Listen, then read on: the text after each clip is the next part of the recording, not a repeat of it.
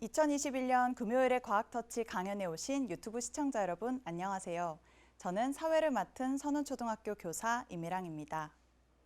오늘은 섬세한 예술적 감성을 가진 과학을 다뤄볼까 합니다. 오늘의 강연자님께서 직접 쓰신 시를 낭송하고 시작하겠습니다.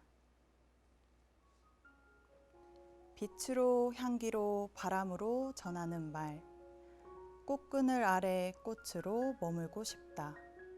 삶의 희노애락을 꽃처럼 엮어간다면 언젠가는 한 송이 꽃으로 필 수 있을까? 속삭이듯 꽃들에게 묻고 있다. 예쁜 꽃으로 피어날 학생들의 마음을 토닥여주는 시 같습니다. 이렇게 시로 세상을 보고 화면으로 세상을 보시는 오늘의 강연자님을 소개하겠습니다. 고려대학교 전기전자공학부 주병건 교수님, 안녕하세요. 네, 반갑습니다. 네, 교수님, 오늘은 정보 디스플레이 기술의 과거, 현재, 그리고 미래라는 주제로 강연을 해주신다고 하셨는데요. 시청자분들께서 오늘 강연에 중점적으로 바라봤으면 하는 그런 중점 포인트 여쭤도 될까요? 네네.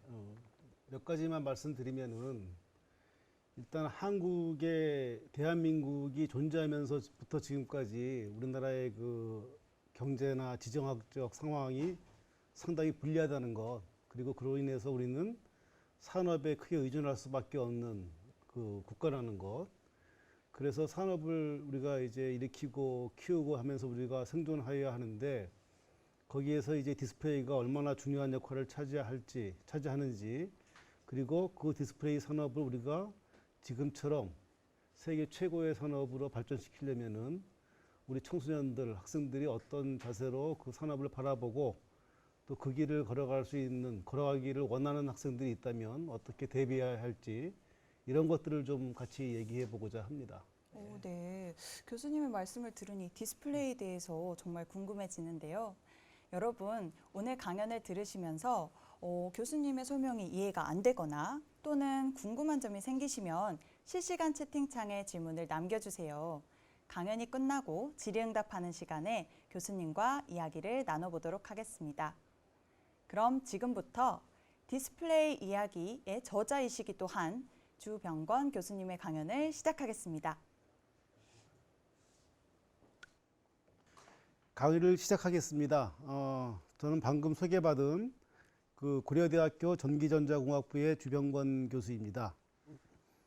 조금 전에 사회자가 그 이해가 안 되실 경우에 질문하라고 했는데, 제 강의의 특징은 이해를 안 하려고 해도 이해가 되는 그런 강의입니다. 그래서 아마 특별하게 여러분이 어렵게 생각하는 포인트는 없을 겁니다. 그리고 제가 눈높이를 어디에 맞춰야 될지 모르지만 일단 중고등학생이라든가 아니면 디스플레이에 관심이 있는 일반인 정도로 제가 가정을 하고 진행을 하겠습니다.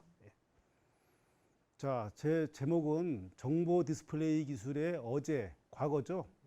정보 디스플레이라는 우리가 가장 하루에서 많은 시간을 같이 보내고 있는 디스플레이, 화면, TV나 모바일 기기의 화면이 어떻게 발전해 왔고 현재 어떤 상태에 있고 그리고 앞으로 어떻게 발전해 갈지를 같이 살펴보는 그러한 시간을 가지고자 합니다.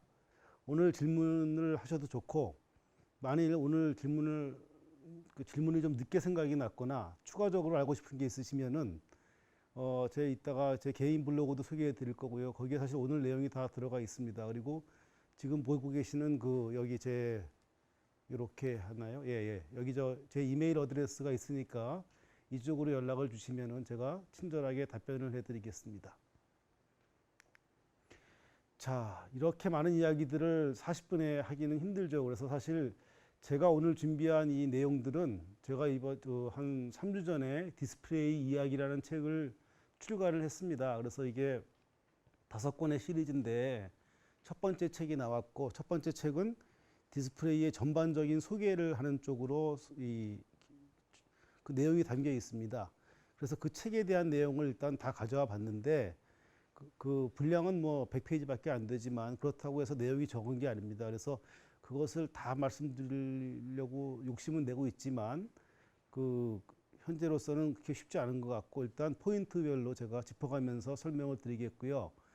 자, 화면에 이제 보면은 그 책의 목차들입니다. 그래서 저기 보시면 알겠지만 일단 디스플레이의 어제, 인간이 무언가를 보고 생각하고 정보를 얻고 하는 그러한 디스플레이가 일단 벽화부터, 그죠? 다음에 파피루스라는 종이 위에 인쇄된, 인쇄가 아니라 쓰여진 문자나 글자, 다음에 필름, 사진 이런 쪽으로 발전을 하면서 결국은 전자 디스플레이까지 이르고 있습니다. 여기서 말씀드리는 전자 디스플레이는 여러분이 하루에 가장 많이 보시는 그 모바일 기기, 휴대폰의 화면, TV의 화면 이런 것들을 얘기하는 것이죠. 그래서 첫 번째 꼭지는 그 디스플레이의 역사를 말씀드리고 그 다음에 그 한국에서 그 디스플레이 산업이 왜 중요한지를 얘기하겠습니다. 그리고 두 번째 주제는 개개의 디스플레이들을 좀 분류를 해보고 각각의 디스플레이가 가지는 특징들을 좀 이야기를 나눠보고요. 마지막은 내일이 되겠죠. 이러한 디스플레이들이 앞으로 어떻게 발전해 나갈 것인지, 그리고 우리 이 강의를 듣는 학생들이나 특히 청소년들이 대한민국의 1등 산업인 그 정보 디스플레이 산업에서 역군이 되기를 원하시면 연구자로나 개발자로 혹은 뭐 현장에서 일하는 그 어떤 우수한 인재로서 그 디스플레이에 기여하고 싶다면은 어떻게 준비를 해야 하는지, 어떤 내용을 알아야 되는지도 조금 다루어 보려고 합니다. 자, 한국의 산업 이렇게 제목을 붙였는데 한국은 사실 이 국가가 어느 정도 그 뭐랄까요, 경제적인 그 부담감이라든가 이런 것에서 자유로우려면은 좀 물려받은 게 있어야 돼요, 사실. 예를 들면은 그 관광 자원이 있어 갖고 그 세계에서 많은 관광객들이 뭐 우리나라를 찾아서 이렇게 좀 이렇게 돈도 쓰고 가고 소비도 하고 가면은 좋겠죠. 근데 한국은 사실 그러한 그 관광 자원이 많지가 않습니다. 그래서 뭐 유네스코의 문화유산이라든가 이런 것들을 볼 때 저기 멀리 있는 스페인이나 이탈리아 아니면 뭐 가까이 있는 중국 이런 나라들은 상당히 많은 자원을 가지고 있고 관광 자원을 그걸로 인해서 이제 관광객들에 의한 그 수요, 그다음에 소비 이런 것들이 경제에 기여를 하고 있죠. 근데 한국은 사실 외국인들이 멀리서 찾아와서 볼 만한 그러한 자연유산이라든가 문화유산들을 가지고 있지는 못합니다. 그래서 사실 우리나라는 이제 그런 자원도 좀 부족하고요. 덧붙여 조금 더 말씀드리면은 또 하나가 이제 나라가 좀 경제적인 면에서 자유로우려면은 그 지하 자원이 좀 좋으면 되겠죠. 이렇게 땅을 파면 석유가 좀 나오든지 아니면 히토리라고 하죠. 레어얼스라고 하는데 이 지구상에 많이 존재하지 않는 그러한 원소들이 우리 좀 많이 묻혀 있거나 이러면 마치 중국의 이제 고비 사막이라든가 이런 데서 뭐 인듐이라든가 이런 것들처럼 이런 원소들이 좀 많이 있으면 그걸 좀 우리가 캐거나 발굴해서 이제 마찬가지로 외화 획득에 좀 우리가 기여할 수가 있는데 사실 한국은 그런 자원도 별로 없고 석유도 나지 않습니다. 석유가 나는 나라가 참 많은데 한국엔 석유가 나지 않고요. 그 다음에 또 뭐가 있을까요? 상당히 비옥한 농토와 이 좋은 여건이 환경이 있으면 농작물이 잘 자라겠죠. 그래서 그러한 농작물을 잘 키워서 수확을 해서 이제 뭐 이렇게 수출도 하면 좋은데 한국은 그 산이 70%나 되고 다음에 그렇게 평야가 넓지도 못하고 해서 다음에 뭐 농사를 짓기 아주 좋은 환경도 아닙니다. 그래서 그 농작물에 의한 어떤 그런 기여도 참 기대하기 힘들고 자 이렇게 하면은 이제 여기까지만 말씀드리면 대한민국은 참 그 보유하고 있는 자원이 너무 없구나라는 우리가 그런 좀 슬픈 생각이 들 수밖에 없어요. 그렇지만 대한민국은 상당히 좋은 자원, 훌륭한 자원이 한 가지가 있습니다. 뭘까요? 저기 답이 나와 있네요. 그죠? 인적 자원입니다. 여기 제가 이제 방향이 자꾸 헷갈리는데 이렇게 해야 될 것 같아요. 인적 자원의 힘이라고 써 있는데 대한민국은 그 기본적인 지하 자원, 관광 자원, 다음에 뭐 농사를 잘 지을 수 있는 이런 그러한 자원이 없기 때문에 신께서 우리에게 상당히 우수한 그 인적 자원을 주셨어요. 그래서 한국은 상당히 우수한 인재들이 있고 그러한 인재들이 대대손손 국가를 위해서 많은 기여를 해왔습니다. 그래서 제 주관적인 소견이지만 그저 한민족만큼 우수한 민족은 유대인 정도로 해서 아마 그 정도가 되지 않을까 합니다. 허풍이 아니죠. 왜냐하면 우리나라가 산업이란 게 사실 한 50년, 60년밖에 안 됐죠. 대한민국 산업이 이렇게 실제로 시작하고 현재까지 이렇게 자라온 그 기간이요. 한국은 불행히도 그 외국에 대한 문을 늦게 열었습니다. 그래서 외국의 문물이라든가 어떤 문화, 교류가 상당히 늦게 시작이 됐고요. 시작할 무렵 때쯤에서 열강들, 특히 일본의 침략을 받았고 일제 강점기가 또 36년이 지나갔습니다. 그리고 나서 미군이 신탁 통치를 했죠. 한 3년 정도 우리나라를 통치했고 스스로 통치할 능력이 없다고 판단을 했겠죠. 그리고 전쟁이 났습니다. 그래서 그나마 우리가 남아있지 않은 얼마 안 되는 자원이 여러 가지 좀 시설이라든가 환경들도 다 파괴가 되었고 그래서 결국은 우리가 이제 거의 제로 상태에서 이제 시작을 하게 되었고요. 그래서 우리가 이제 산업이라는 것을 우리가 생각을 하고 시작을 한 것은 1960년대 정도가 되어서입니다. 다른 나라들은 뉴턴이라든가 이런 과학자들이 있고 다음에 미국에도 훌륭한 그 아인슈타인이라든가 이런 훌륭한 과학자들이 있고 더 거슬러 올라가면 저 영국의 캠브리지나 옥스퍼드는 500~600년 전부터 과학을 해왔죠. 과학이라는 것은 뭐든지 인간이 활용할 수 있는 도구나 어떤 제품을 만드는 데 기여를 하고 있죠. 그런데 한국은 불과 100년도 안 되는 50년, 60년 전에 그걸 시작을 했고 지금까지 한 60년 정도를 해왔음에도 불구하고 지금 세계 그 5대 산업 국가에 들어가 있을 만큼 강해졌습니다. 지금 저기 보시면 알겠지만 지금 여기 보시는 표는 그 주요 품목은 정의가 두 가지로 이루어집니다. 일단 아주 어려운 기술이 필요하고요. 그 다음에 그로 인해 만들어진 제품이 상당히 큰 시장을 가지고 있는 남들이 못하는 것을 어려운 것을 우리가 잘해서 많은 돈을 벌어들이는 그러한 품목이 50개 정도를 가정할 때 그 50개 정도의 품목을 1위를 한 5개, 6개 국가가 나눠 가지고 있습니다. 지금 저기 보시면 알겠지만 미국이 사실 그 산업 품목에서는 세계 1위를 지금 차지하고 있고요. 그 다음에 일본, 한국, 중국이 비슷합니다. 그래서 공동 한 2위 전선을 저희가 구축을 하고 있죠. 자, 유럽이나 미국이나 일본도 우리보다 훨씬 문물을 빨리 받아들였죠. 중국은 뭐 아주 오래전부터 문명 국가였다고 우리가 좀 볼 수 있겠죠. 그렇다고 제가 한국의 문명을 폄하하는 것은 아닙니다. 제가 말씀드리고 싶은 것은 산업과 관련된 그러한 기술 개발을 얘기하는 겁니다. 그런데 대한민국은 50년, 60년 만에 이렇게 그러한 나라들과 어깨를 나란히 할 수 있을 만큼 컸습니다. 산업 대국이 된 거죠. 지금은 우리가 기초과학이라든가 이런 것들, 노벨상 이런 것들에 비해서는 이런 것들에 있어서는 외국보다 약할지 모르지만 우리가 기술로 만들어서 판매하는 그러한 산업 품목에 있어서만은 세계 2위권에 들어가 있습니다. 이게 불과 5, 60년 만에 이루어진 현상입니다. 사실이고요. 그래서 이것은 전부 다 대한민국의 인적 자원의 기기란 겁니다. 자, 이 말을 제가 왜 길게 하냐 하면은 디스플레이가 여기에 해당되기 때문입니다. 지금 그 아래에 동그란 요 그래프를 보시면은 여기 있는 아이템들이 대한민국의 현재의 경제 활동에서 주축이 되는 품목들입니다. 반도체가 있죠? 예, 그리고 디스플레이가 있습니다. 이만큼 대한민국에서 디스플레이와 반도체의 역할은 중요합니다. 사실 저는 두 가지를 다 말하고 싶었습니다. 반도체와 디스플레이를. 그런데 시간 여건상 오늘은 디스플레이에 대해서 이야기를 하려고 합니다.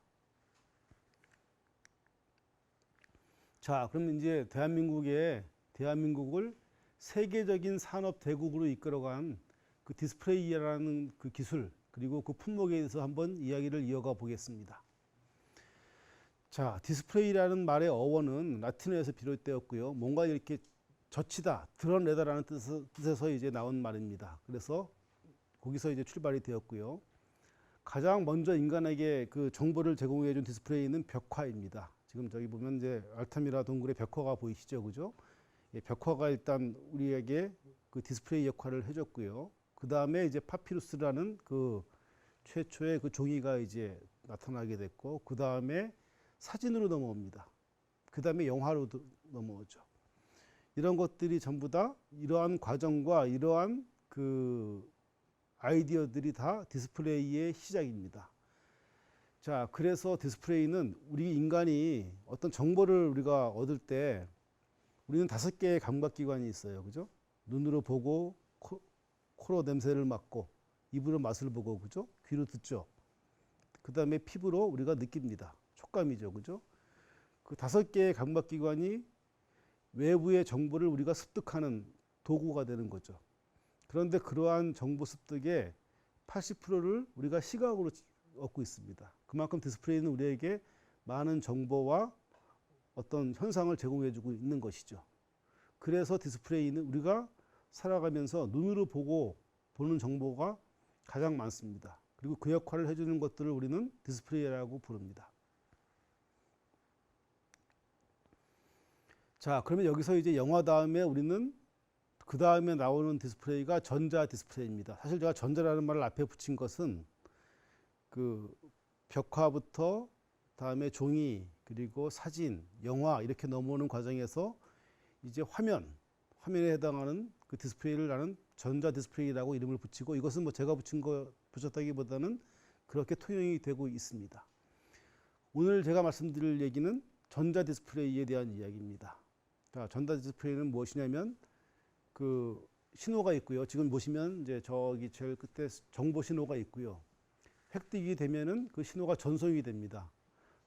그 전송은 뭐 주로 전파를 이용해서 전달이 되죠. 그리고 그 전송된 신호들은 우리 가정이라든가 아니면 나에게 오는데 와서 결국은 디스플레이로 표현이 됩니다. TV의 화면이라든가 아니면 스마트폰의 그 화면으로 우리한테 정보를 주죠. 그리고 우리 눈은 그것을 인식을 하게 됩니다. 결국 디스플레이라는 것은 정보 전달 체계에서 외부의 정보와 내부나 외부로부터 오는 정보와 우리 인간과의 그 인터페이스 역할을 하는 그 정보 시스템의 가장 끝에 있고 우리 눈과 바로 컨택을 하는 그러한 그 휴먼과 인포메이션의 그 인터페이스입니다. 자, 그러면 이러한 전자 디스플레이의 시작을 먼저 보죠. 아까 말씀드린 벽화나 이 종이, 다음에 사진은 디스플레이를 넓게 봤을 때에 그렇게 저희가 이제 역사를 따라가 볼 수 있는 거고요. 일단 전자 디스플레이라고 얘기할 때 우리는 그 시작을 브라운관으로부터 시작을 합니다. 브라운관은 말씀 그대로 브라운이라는 교수님께서 발명을 하셨기 때문에 우리는 브라운관이라고 하고 원리에 따른 이름은 CRT, 캐소드 레이 튜브입니다. 음극선관이라고 하죠. 지금 여기 보시면 사진에 윗사진에서 이 칼 브라운 교수님께서 이 브라운관을 발명할 때 그 당시에 이제 모습이 지금 보여지고 있고요. 실제로 만들어진 것은 여기 브라운관의 여기 단면이 보이고 있습니다. 옆면이 그래서 저렇게 생겼습니다. 아마 지금 이 강의를 들으시는 분들은 브라운관은 사실 2000년대에 들어서면서부터 이제 점점점 사라지기 시작했고요. 지금은 우리가 사실 어디 가서 이렇게 발견하기 힘듭니다. 그렇지만 이제 이 브라운관은 그 1890년대에 개발이 되어서 거의 100년 가까이 우리 앞에 있었습니다. 선생님은 참고로 올해 나이가 이제 딱 60인데 제가 1970년대 초반에 흑백 브라운관으로 만들어진 TV를 보면서 자랐습니다. 그 다음에 칼라 TV가 나오고 뭐 이렇게 쭉 왔죠. 자, 가장 오래되면서도 거의 100년 가까이를 지탱한 디스플레이는 지금 보시는 그 브라운관이고요. 그런데 이 브라운관은 단점이 있습니다.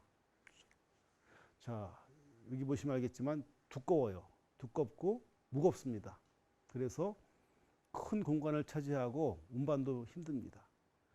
그래서 사람들은 이 두껍고 무거운 브라운관을 얇게 만들려고 노력을 했죠. 지금 여기 이제 재밌게 뭐 이렇게 브라운관을 이렇게 썰어내는 그림이 있는데 이렇게 썰어서 얇게 만들지는 않았고 더 얇은 디스플레이를 만들기 위해서 노력을 했다는 얘기죠. 그래서 나온 것이 플라즈마 디스플레이 패널이라고 하는 PDP 그리고 LCD입니다. 제 기억으로는 제가 사실 이 숫자를 정확히 말씀드리기는 기억력이 조금 짧은데 그래도 좀 말씀드리면은 제 기억으로는 이 PDP 지금 이쪽에 보시는 그 기체 방전을 이용한 디스플레이는 1999년도에 아마 처음 TV 제품으로 나왔을 겁니다. 이것은 두께가 10cm 정도밖에 안 되죠. 그 브라운관보다 훨씬 얇고 가볍습니다. 이걸 우리는 평판 디스플레이라고 합니다. 플랫 패널 디스플레이 이렇게 얘기해서 FPD 이렇게도 얘기합니다. 자, 100년 가까이 우리의 안방을 차지하고 다음에 디스플레이 역할을 해오던 브라운관은 이때부터 PDP, 플랫 패널 디스플레이, 평판 디스플레이에 강한 도전을 받기 시작합니다. 그리고 5년 후에는 LCD가 나옵니다. 2005년쯤 됐겠죠. 그때 LCD가 나오면서 이제 브라운관은 더 뒤로 밀려가고 그때부터는 LCD와 PDP 간의 전쟁이 일어납니다. 치열한 전쟁이 10년 동안 계속이 되죠. 결론부터 말씀드리면 PDP가 져서 다시 PDP는 역사의 뒤안길로 떠납니다.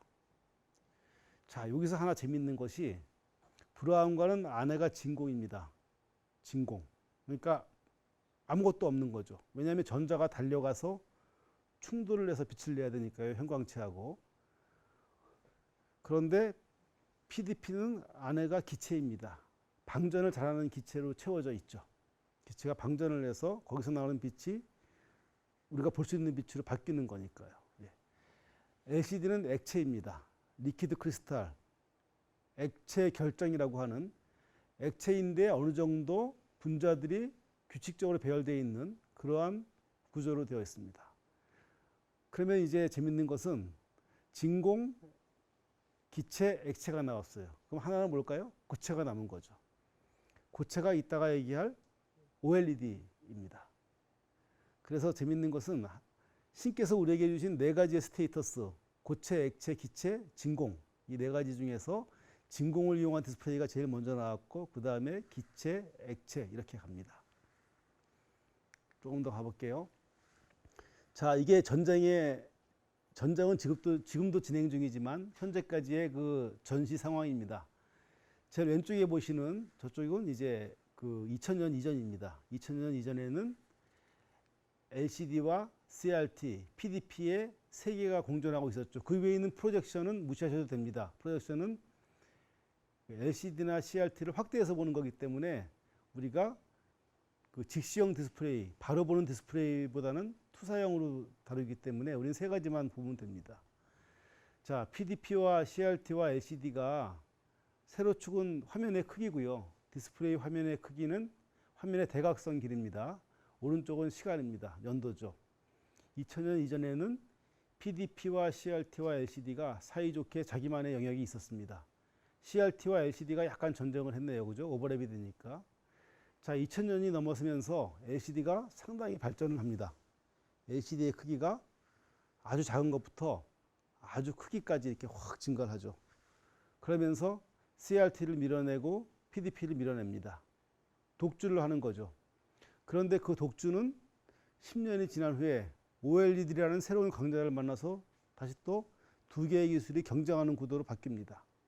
자, 여러분은 지금 이 시대에 있습니다. 지금은 디스플레이 시장에서 그동안에 그 왕의 자리를 지켰던 LCD와 강력한 도전자 OLED의 경쟁입니다. 그래서 여러분들이 지금 시내에서, 백화점에서, 마트에서 볼 수 있는 디스플레이는 LCD 아니면 OLED 둘 중에 하나입니다.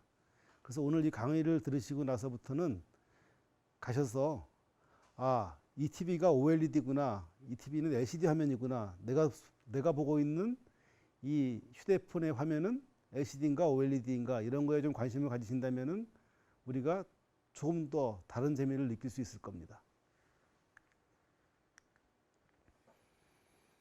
자, 이와 같이 디스플레이는 발전해 왔습니다. CRT부터 시작해서 흑백에서 칼라로, 칼라에서 PDP로, LCD로, 그리고 OLED까지 발전을 해왔고요.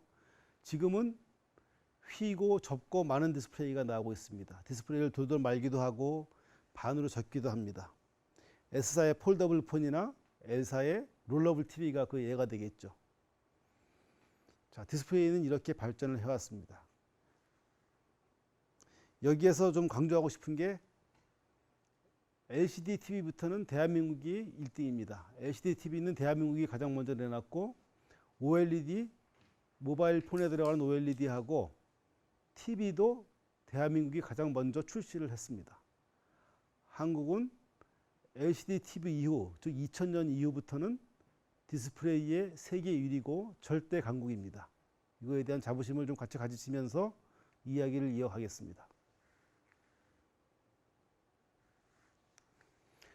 자, 분류를 해보겠습니다. 사실 너무 잘게까지 분류하면 좀 어려울 수 있으니까 좀 크게 분류해 보겠습니다. 디스플레이는 세 가지로 구분됩니다. 직시형, 투사형, 가상형이라고 되어 있죠. 직시형은 화면을 바로 보는 겁니다. 여러분이 지금 모니터라든가 TV 아니면 모바일 폰을 보면서 이 강의를 듣고 있다면 여러분은 직시형 디스플레이를 보고 계시는 겁니다. 투사형은 그 스크린상에 확대된 화면을 보시는 겁니다. 그러니까 작은 디스플레이 화면이 크게 확대되어서 스크린에 맺혀지죠. 여러분들 학교에서 수업을 할 때 프로젝터라고 말하는 것들이 투사형 디스플레이입니다. 가상형은 상이 스크린도 아닌 또 다른 곳에 맺히는 겁니다. 홀로그램처럼 허공에 맺히기도 하고요. 혹은 여러분이 아이글라스, 스마트 안경을 쓰면 유리의 특정 부분에 맺히기도 합니다. 이와 같이 가상형이라는 것은 상이 스크린에 맺히는 게 아니라 제3의 공간에 맺혀지는 걸 우리는 가상형이라고 합니다. 우리가 흔히 디스플레이 기술을 얘기할 때는 직시형을 많이 얘기합니다. 왜냐하면 화면은 직시형 디스플레이에 가장 많이 쓰이고 그 직시형 디스플레이를 가정을 해서 먼저 만들어지기 때문이죠. 자, 직시형 디스플레이는 두 가지로 나뉩니다. 다음 페이지에 더 다른 내용이 있을까요? 예, 여기 있네요. 스스로 빛을 내는 디스플레이가 있고요. 스스로 빛을 내지 못하기 때문에 다른 빛을 써야만 하는 디스플레이가 있습니다. 현재 경쟁하고 있는 두 개의 디스플레이, LCD와 OLED 중에서 LCD는 스스로 빛을 내지 못합니다. 그래서 LED라고 부르는 빛을 가져다가 LCD는 씁니다. OLED는 스스로 빛을 냅니다. 스스로 빛을 내는 것은 자발광형, 스스로 빛을 내지 못하는 것은 비발광형입니다. 여러분이 밖에서 혹은 마트에서 백화점에서 볼 수 있는 디스플레이들 두 종류 중에 LCD는 비발광형이고요. 스스로 빛을 못 내니까 다른 광원을 가져다가 쓰고요. OLED는 스스로 빛을 내는 발광형입니다. 그 차이를 여기서 알고 가셨으면 좋겠습니다. 자, 디스플레이 하나하나를 좀 깊게 들어가려고 했는데 이것은 시간 제한이 있기 때문에 여러분이 이 슬라이드에서 보시고 제 설명이 부족하면은 제가 이따가 끝나고 뒤에 소개해드릴 제 블로그에 오시면은 이 내용들이 충실하게 설명이 되어 있습니다. 거기서 더 읽어보시고 뭐 질문을 남기셔도 좋겠습니다. 자, 브라운관은 이렇게 발달해 왔습니다. 1890년대 100년이 넘은 시점에 개발됐지만 실제로 TV가 만들어지고 보급이 된 것은 1940, 50, 60년대입니다. 그때부터 TV를 우리 일반인이 볼 수 있는 화면이 되면서 2000년까지를 장식해 왔습니다. 그동안의 브라운관은 더 좋은 화질과 더 얇은 두께, 더 가벼운 무게를 위해서 상당히 큰 노력을 해왔지만 궁극적으로 그 일정 두께와 일정 무게를 극복하지를 못했습니다. 브라운관을 상당히 모방한 것이 진공 형광 디스플레이와 전개 방출 디스플레이입니다. 이것은 디스플레이를 얇게 만든 거죠. 브라운관을 얇게 만들었다는 것은 브라운관은 만들어진 전자가 멀리 가속이 돼서 화면을 때려서 형광체를 충돌해서 형광체와 그래서 빛을 내는데 이 진공 형광이나 전개 방출 디스플레이에서는 먼 길을 달릴 필요가 없게 전자들이 바로 앞에 있는 형광체만 때리면 그 숫자나 글자가 나올 수 있게 설계된 디스플레이고 이것은 좀 쉽게 말하면은 브라운관의 사촌 형제들입니다. 자, 발광 다이오드는 여러분들이 지금 주위에서 가장 많이 볼 수 있는 디스플레이의 하나입니다. 건물이나 옥상 위에 있는 큰 화면 전부 다 LED고요. 그 다음에 LCD를 쓸 때 LCD 뒤에서 빛을 보내주는 것도 LED, 발광 다이오드입니다. 발광 다이오드는 라이트 이미팅 다이오드, 그래서 LED라고 하죠. 반도체 기술을 이용하고 칩 하나하나가 빛을 내는 그러한 소자이며 마치 우리가 레고 블록처럼 하나하나를 조립해서 우리가 화면을 만들어 가죠. 그것이 LED이고 여러분들이 요새 그 마트나 아니면 백화점에서 볼 때 LED 하면은 이러한 반도체 칩, 빛을 내는 반도체 소자를 얘기하는 겁니다. OLED는 요즘 가장 많이 뜹니다. 많이 얘기가 되고 있죠. 이름 그대로 유기물로 만들었습니다. 유기물을 차곡차곡 쌓아서 만든 발광 다이오드입니다. 제가 조금 전에 말씀드린 이것은 무기물인 웨이퍼에서 칩 하나하나가 빛을 내는 거고, 유기 발광 다이오드는 플라스틱이나 유리기판 위에다가 유기물을 코팅해서 만듭니다. 그러니까 넓게 만들 수 있고 휠 수 있고 접을 수 있습니다. 여러분들 플라스틱이나 비닐은 마음껏 접고 마음껏 휠 수 있지 않습니까? 유기 발광 다이오드는 플라스틱이나 비닐 같은 소재로 만들어진 디스플레이입니다. 그래서 우리가 모양을 바꿀 수가 있다는 것이죠. 그리고 또 스스로 빛을 내기도 하니까 상당히 좋은 디스플레이입니다.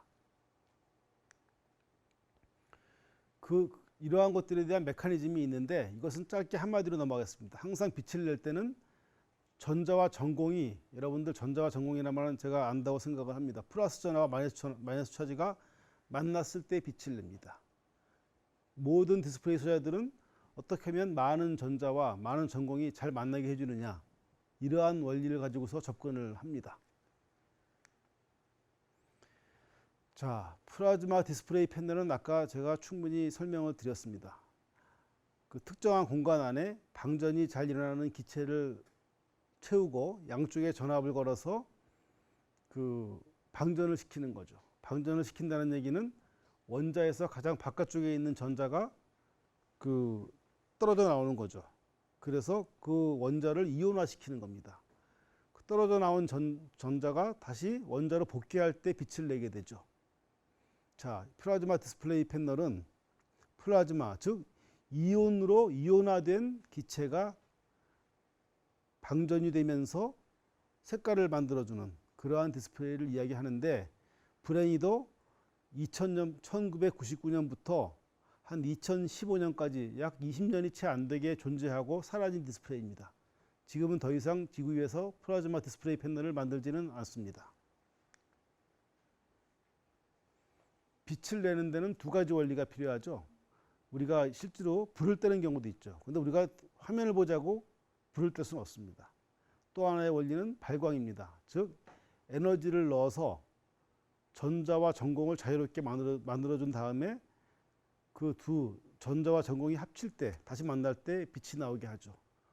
우리는 디스플레이에서는 그 원리를 씁니다. 즉 전기장을 걸어서 어떤 빛에너지나 전기에너지를 주어서 전자와 전공을 분리하고 분리된 전자와 전공이 다시 만나면서 내는 빛, 그것이 디스플레이에서 가장 많이 쓰이는 발광 원리입니다.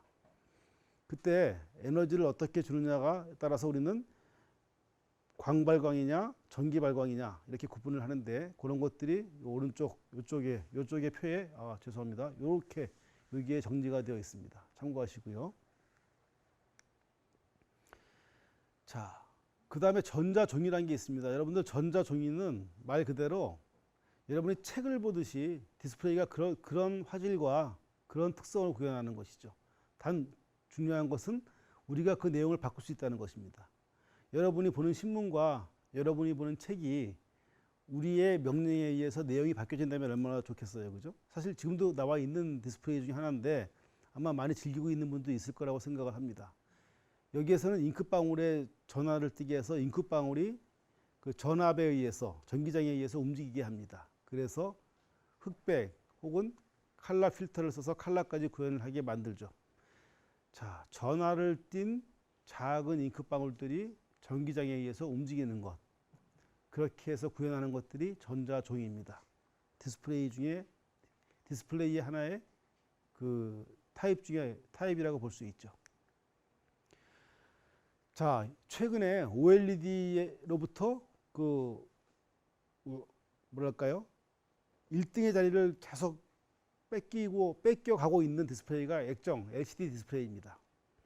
자, LCD 액정 디스플레이의 가장 큰 단점은 스스로 빛을 낼 수 없다는 거죠.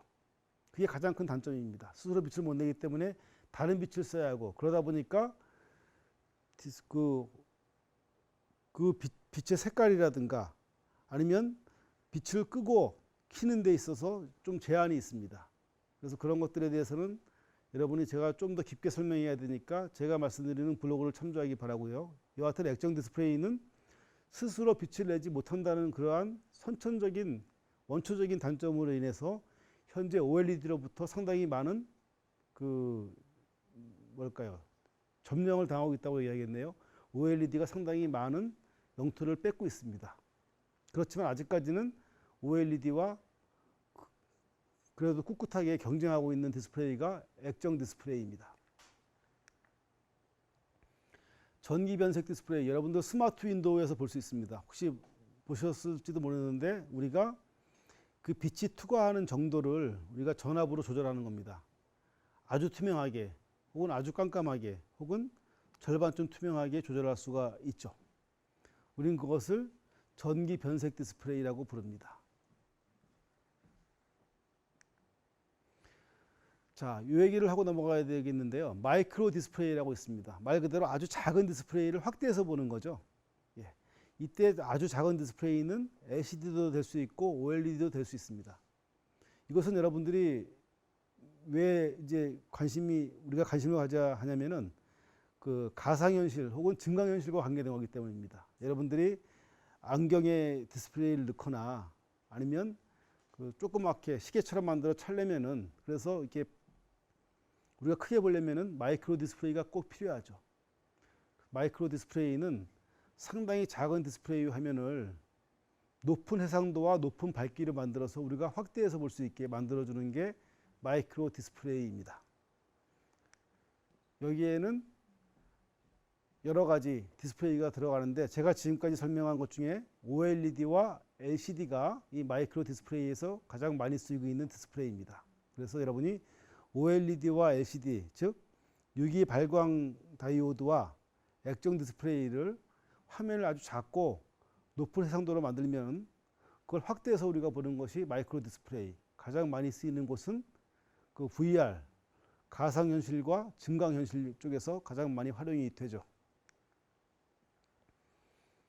자, 그만큼만 얘기하고 조금 빨리 넘어가겠습니다. 이 강의가 재밌다 보니까 시간이 상당히 빨리 갑니다. 그래서 자, 실리콘 위에 만들어진 액정 디스플레이, 마이크로 디스플레이 일종인데 상당히 섬세하게 만들었죠. 높은 해상도로. 예. 자, MEMS는 제가 좀 말을 하고 싶은데 사실 좀 안타깝습니다. MEMS라는 말을 여러분들 기억하십시오. 마이크로 일렉트로 미케니컬 시스템입니다. 기계 장치를 작게 만들어서 빛을 반사시키거나 회절시키는 거죠. 새로운 분야입니다. 그렇지만 여러분이 오늘 MEMS 디스플레이라는 용어를 기억하신다면은 나중에 아주 재미있는 현상과 그러한 그 디스플레이들에 대해서 더 관심을 가질 수 있는 그러한 계기가 될 것입니다. 이것은 내가 MEMS라는 말로 여러분들께 기억해 주십시오라고 말씀을 드리고 넘어가겠습니다. 자, 이제 강의가 거의 끝무렵에 온 것 같습니다. 디스플레이 기술은 진화합니다. 지금까지도 진화해 왔고 앞으로도 진화할 것입니다. 자, 그러면 이제 전문가로서 이렇게 얘기할 수 있겠습니다. 수십 가지의 디스플레이 기술이 명멸했습니다.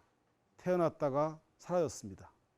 현재 남아있는 것은 OLED와 LCD, 유기발광 다이오드와 액정 디스플레이입니다. 두 기술은 선의의 경쟁을 하고 있고 두 기술에 또 대항하는 새로운 디스플레이가 나오게 되겠죠.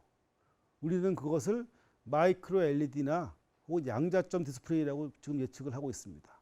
그럼 여러분은 그걸 다 알려고, 이 짧은 시간에 다 알려고 하지 마시고 두 가지 키워드를 기억하시면 됩니다.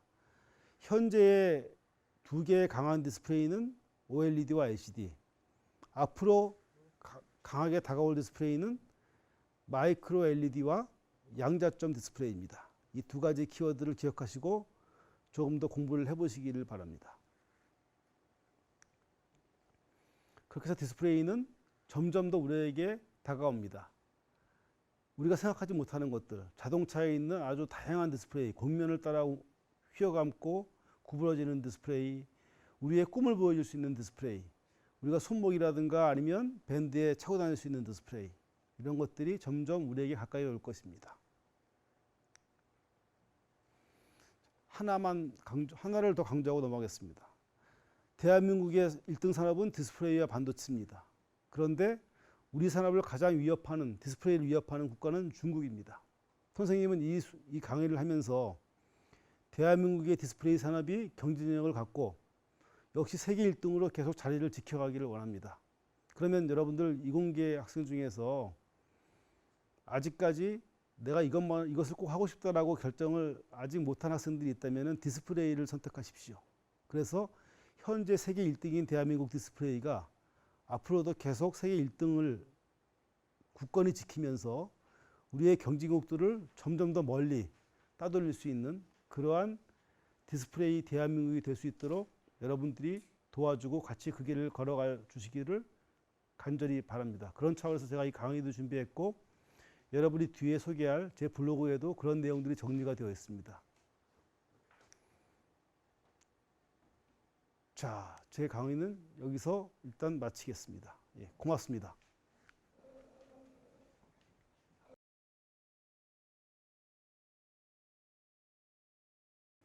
유익한 강연해주신 교수님께 감사드립니다. 유익했습니까? 네, 재밌었습니다. 네, 고맙습니다. 교수님, 오늘 이렇게 온라인 강연 해보신 소감 어떠셨을까요? 사실 온라인이나 오프라인이나 제가 알고 있는 지식과 생각을 전달하는 거에 큰 차이는 없습니다. 그래서 아무튼 자연스럽고 편하고 좋았는데 안타까운 것은 이제 우리 청강생들, 학생들, 특히 청소년들의 그 눈동자를 마주하지 못했다는 점이 조금 안타깝습니다. 네. 아마 그 TV 넘어서 넘어서 유튜브로 아마 초롱초롱하게 바라봤을 거라고 생각합니다. 네. 질문이 많이 올라왔는데요. 네네. 네, 첫 번째 질문 바로 드리겠습니다.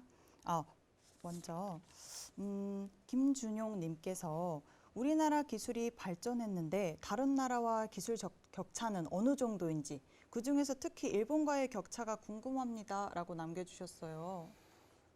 네.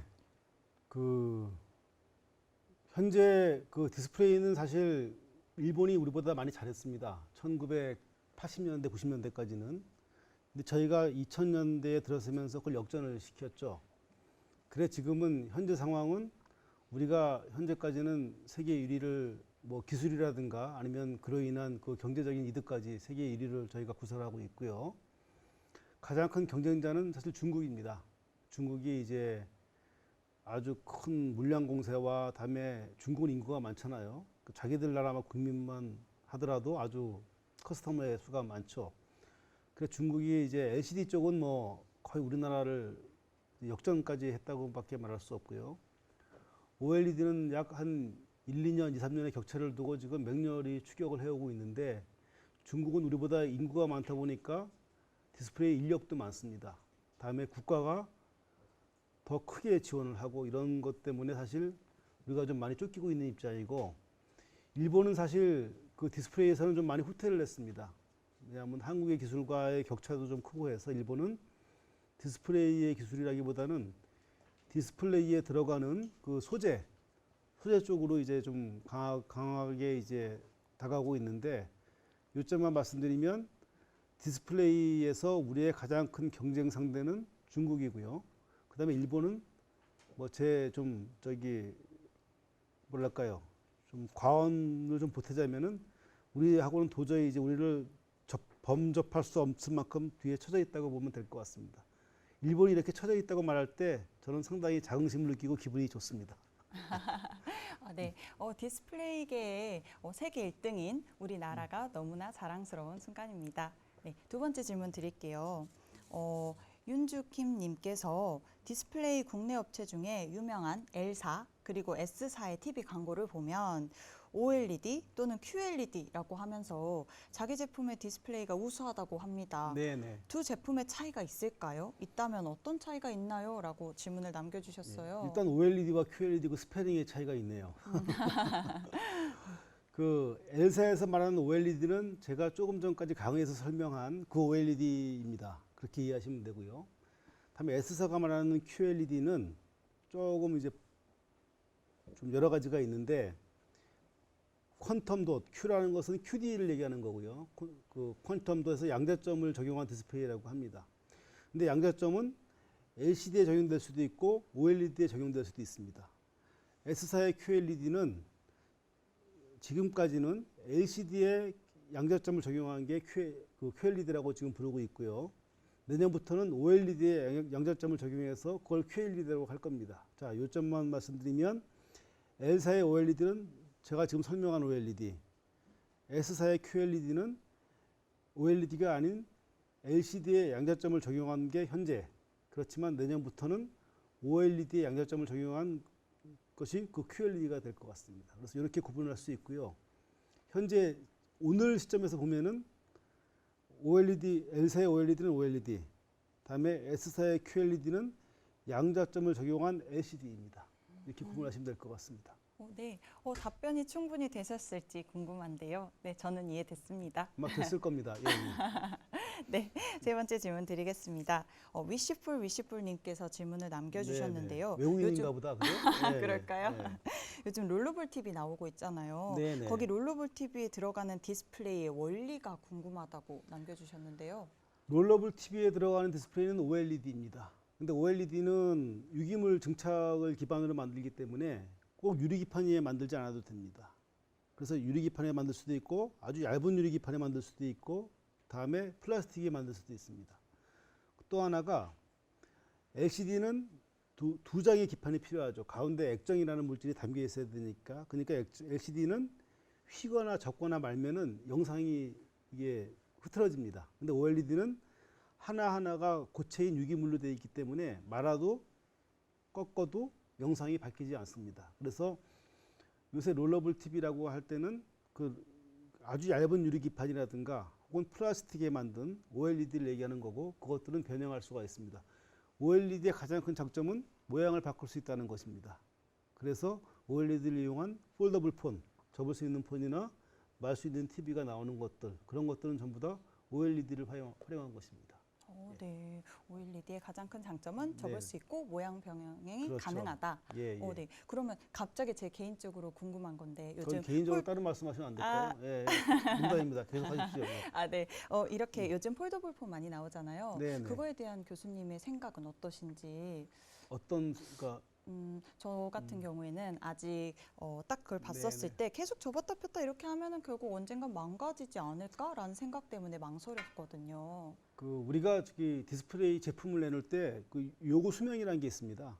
그러니까 뭐 100년 뭐 수십 년 쓸 수 있는 건 없지만 일반적으로 우리가 제품을 내놓을 때는 소비자들이 평균적으로 쓰는 수명보다 몇 배 길게 내놓습니다. 그래서 이미 저기 그 접었다 폈다를 아무리 하시더라도 아마 저기 우리 사회자께서 네. 그 기기를 바꾸고자 하는 욕망이 먼저 올 겁니다. 다른 얘기로. 그러니까 그 네. 이미 나와 있는 제품들에 대해서는 수명이라든가 신뢰도는 걱정하지 않아도 되고요.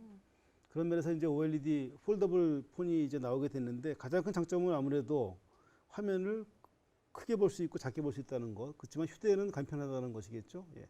그것은 대한민국의 1등 기술 중에 하나입니다. 예. 네. 답변해 주셔서 네네. 감사합니다. 세계에서 유일하게 한국만 할 수 있는 기술입니다. 네. 예.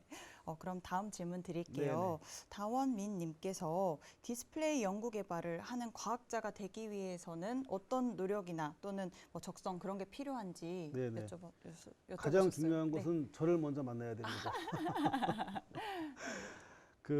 사실 그렇습니다. 이 학생들이 특히 학부생까지 초중고 고등학생 대학생들이 그 디스플레이를 지금부터 공부할 필요는 없습니다.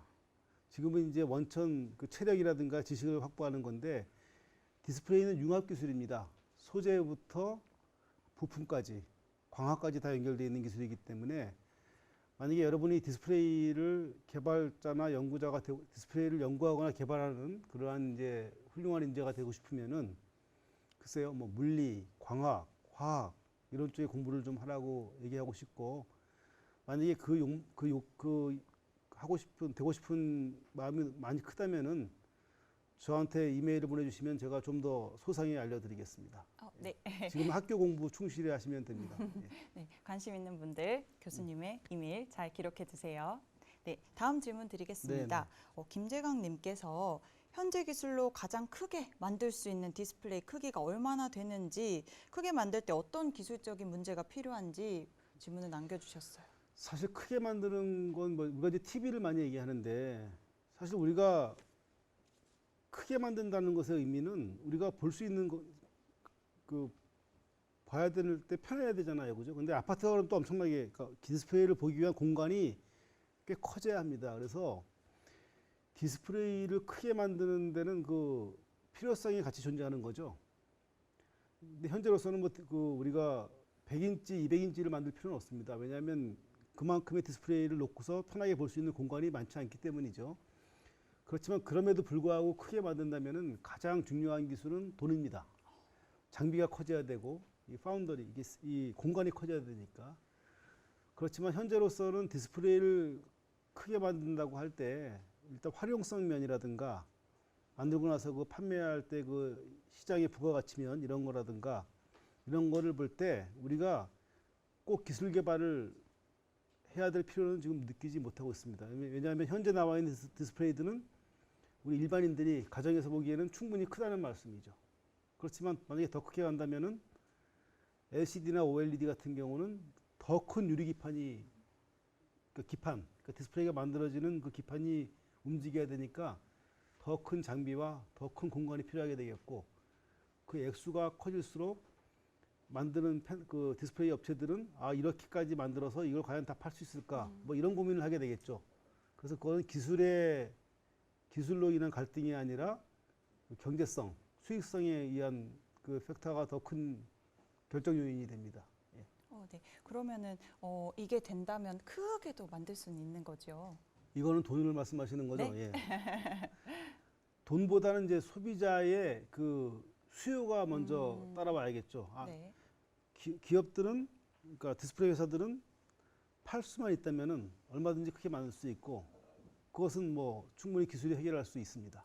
네. 네, 다음 질문 드리겠습니다. JK님께서 남겨주셨어요. 네네. 요즘 상당히 많은 종류의 디스플레이가 있는데요. 앞으로 미래 산업에서 제일 주목받게 될 디스플레이는 무엇이라고 생각하시는지. 그게 참 이제 그런 질문은 늘 나오지만 늘 어려운 질문인데 여러분이 현재 그 화면에서 보는 디스플레이는 두 가지입니다. 그 LCD와 OLED죠. 예. LCD와 OLED 두 가지를 볼 수 있는데요. 예. 그 두 가지 디스플레이가 앞으로 5년 이상을 갈 겁니다. 5년 이상을 가게 되겠죠. 예.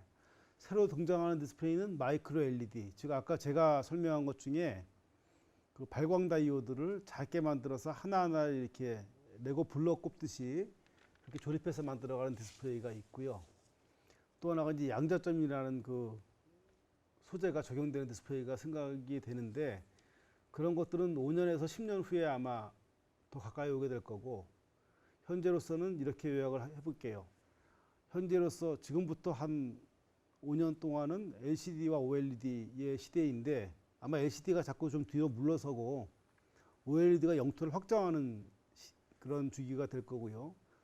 그러면서 이제 마이크로 LED와 그 양재점 디스플레이가 점점 더 자리를 잡아갈 것입니다. 그렇게 생각하시면 되고 이것도 더 자세한 설명은 제 블로그에 나와 있으니까 참조해서 보시면 될 것 같습니다. 네. 저도 꼭 블로그 들어가 네네. 봐야겠는걸요. 네, 고맙습니다. 네.